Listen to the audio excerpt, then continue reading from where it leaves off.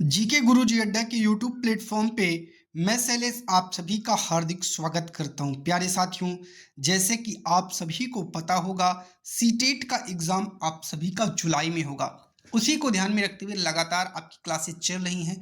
कल आप लोगों ने महापाषाण तक अध्ययन किया था। आज उसी क्रम में हम लोग अपने टॉपिक को आगे ले चलते हैं और आज जिस टॉपिक की हम आपसे चर्चा करने वाले हैं वो है जनपद।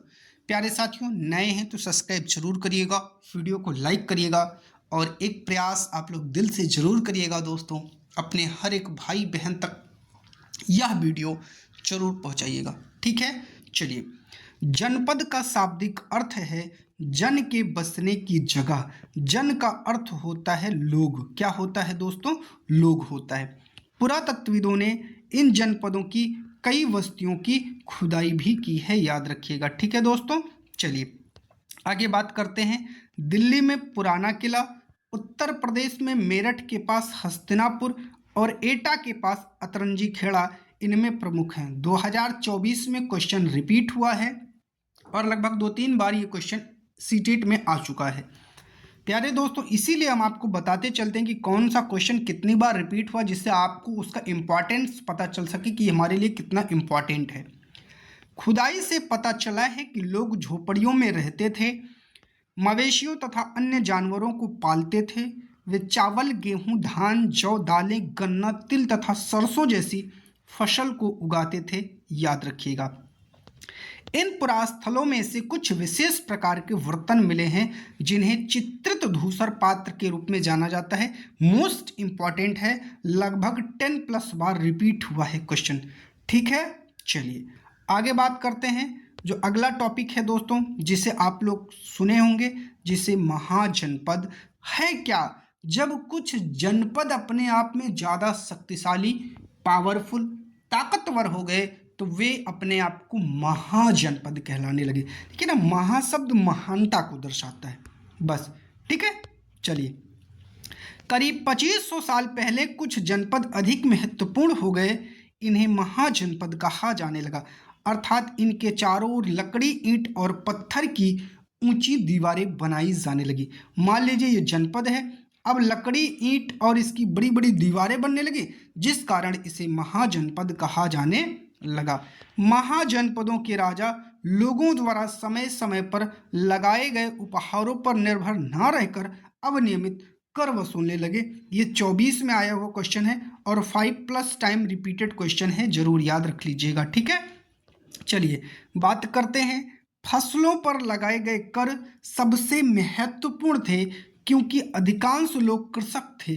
प्रायः उपज का 1/6वां हिस्सा कर के रूप में निर्धारित किया जाता था, जिसे भाग कहा जाता था।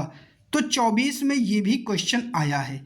ठीक है, कभी कभी एक ही क्वेश्चन में 3-4 क्वेश्चन सीटेट पूछ लेता है, तो उससे जुड़ा हुआ टॉपिक है, याद रखिएगा। ऐसा नहीं कि पार्टिकुलर अलग। ठीक है, वो स्टेटमेंट में 3-4 टॉपिक को कनेक्ट करके पूछता है कि कौन से सही और कौन से गलत हैं, तो ऐसे याद रखिएगा। ठीक है, तो इंपॉर्टेंट है।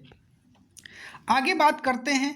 जो अगला टॉपिक है दोस्तों, कृषि में परिवर्तन। जी हाँ, कृषि में परिवर्तन कैसे हुआ, क्या क्या चीजें चेंज हुई, आइए उन सबको समझते हैं।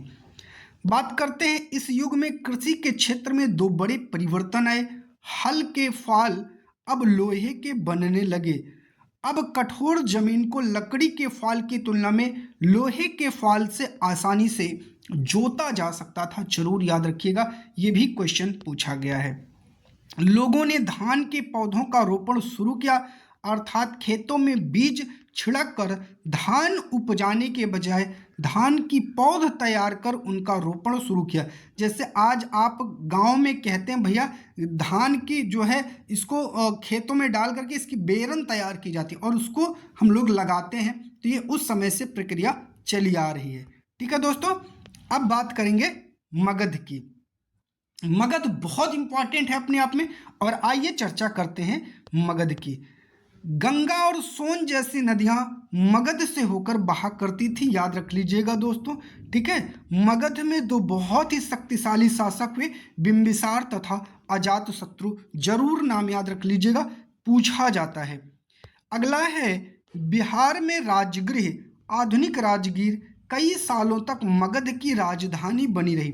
बाद में पाटलिपुत्र आज का पटना राजधानी इसको बनाया गया। लगभग 5+ बार सीटेट में ये क्वेश्चन रिपीट हुआ है दोस्तों, याद रख लीजिएगा। ठीक है, चलिए आगे बात करते हैं। मगध एक शक्तिशाली राज्य बन गया था। उसके नजदीक ही वजी राज्य था जिसकी राजधानी वैशाली बिहार थी। यहाँ एक अलग किस्म की शासन व्यवस्था थी जिसे गण या संघ कहते थे, याद रख लीजिएगा। आगे हम लोग बात करेंगे बुद्ध तथा महावीर दोनों ही गण या संघ से संबंधित थे। प्यारे दोस्तों, बौद्ध धर्म और महात्मा बुद्ध और जैन के बारे में अगली वीडियो में पूरा डिस्कशन करेंगे। आप लोग अगर चैनल पर नए हैं तो सब्सक्राइब करिएगा, वीडियो को लाइक करिएगा, अपने हर एक दोस्त भाई बहन तक ये वीडियो जरूर पहुंचाइएगा। चैनल पर जुड़ने के लिए आप सभी का बहुत बहुत धन्यवाद प्यारे दोस्तों।